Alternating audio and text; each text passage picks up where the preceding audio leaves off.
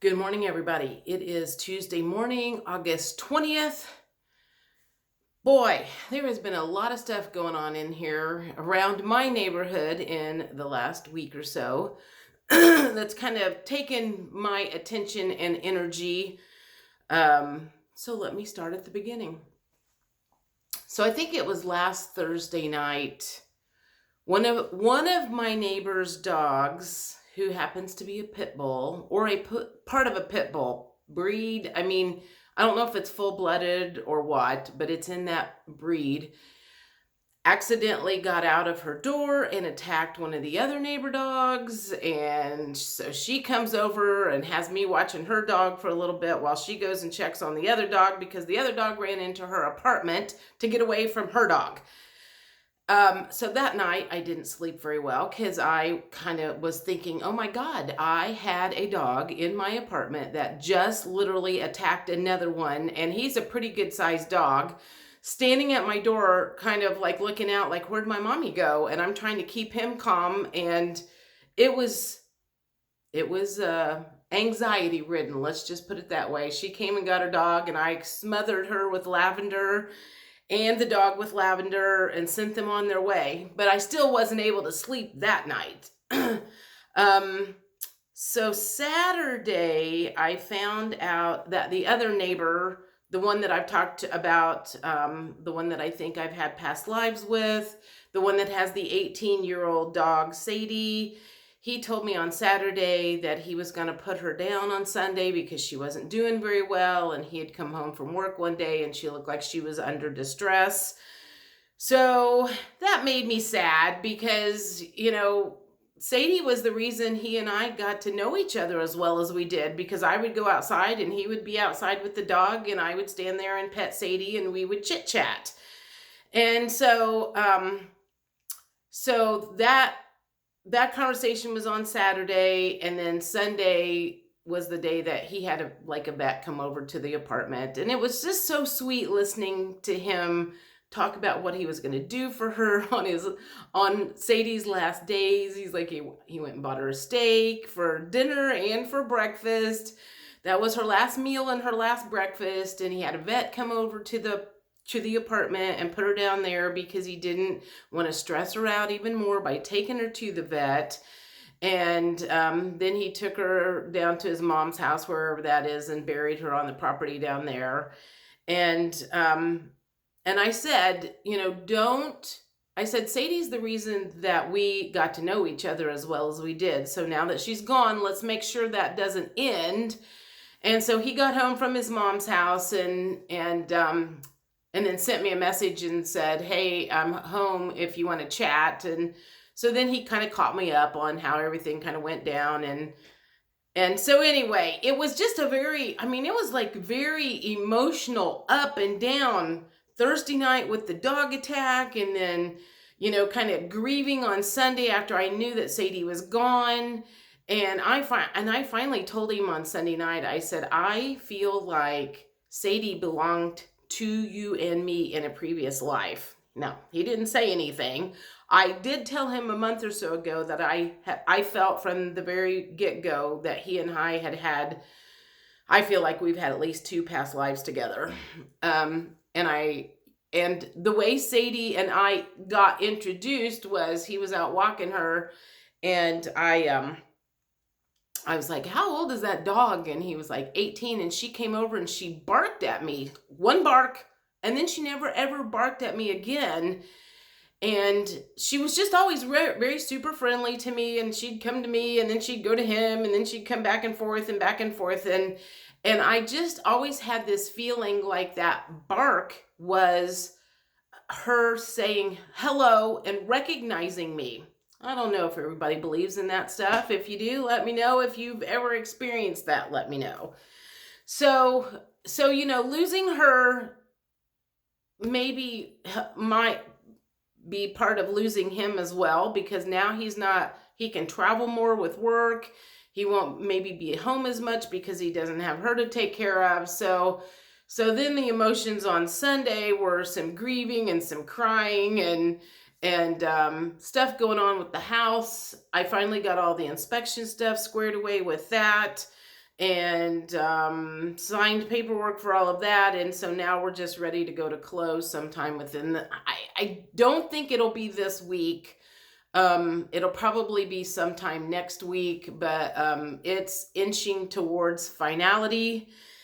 And that energy leak of that house will be done, and hopefully I'll be able to, move forward and think straight and put that to bed, and that won't be sucking my energy down.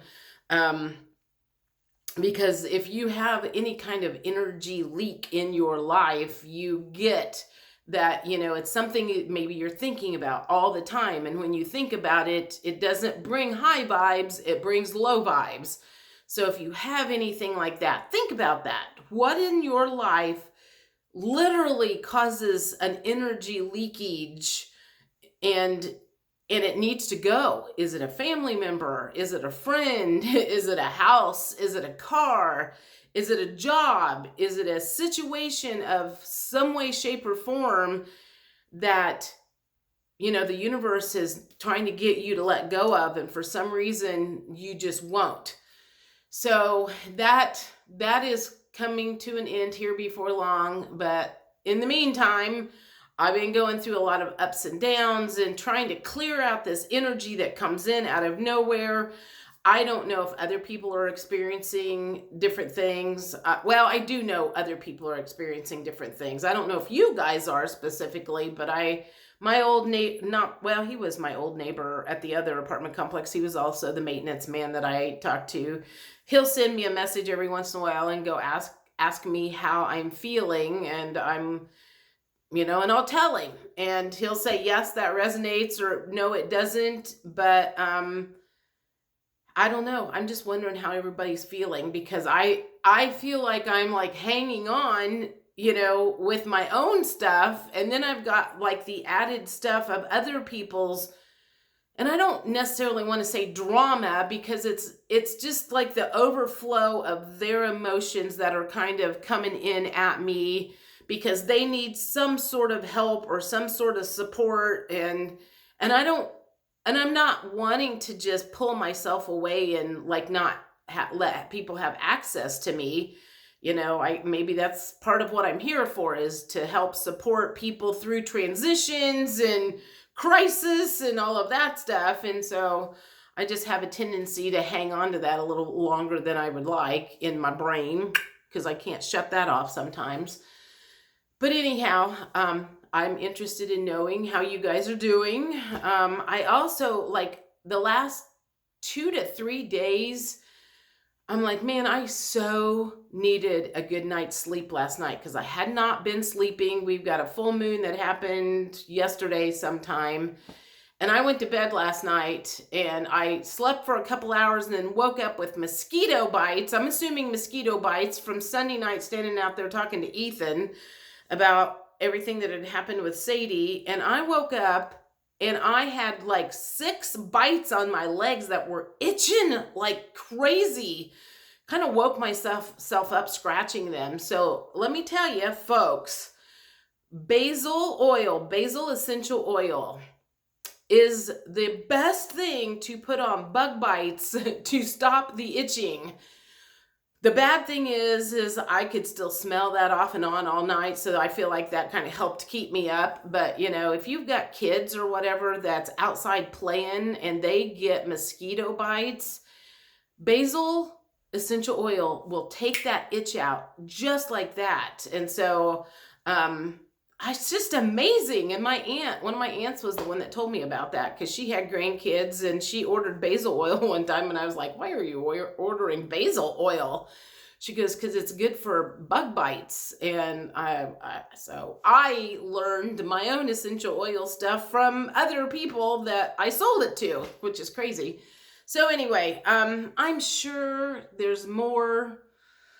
Well, yeah, there's one more thing. There's one of the guys that comes into my office all the time whose services are shredded stuff. And he managed to hurt himself, I guess a week or so ago, ruptured something. So now he's off work. And I'm just like, it amazes me how people will push their body to an absolute limit, and then when it has a breakdown, that's the kind of stuff that happens. And I know he pushes himself to the limits because I know what kind of physical activity he does outside of work. We talk about that a lot. And I remember even saying to him one time, you need to quit abusing your body. So